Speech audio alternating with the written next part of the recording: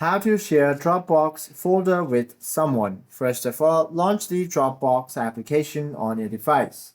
Now, once you open it, all you have to do is log into your account and then go ahead and tap on this Files section. From here, you will find the folder option. If you have not created one, simply create one and then proceed to access it.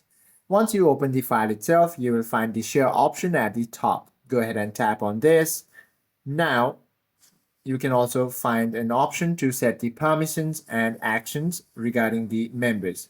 You can simply tap on this link for editing option, which will allow all the viewers to edit the file itself as well. Now, once you select any of these options, go ahead and tap copy link or simply tap on this messaging icon to send the link via the message application.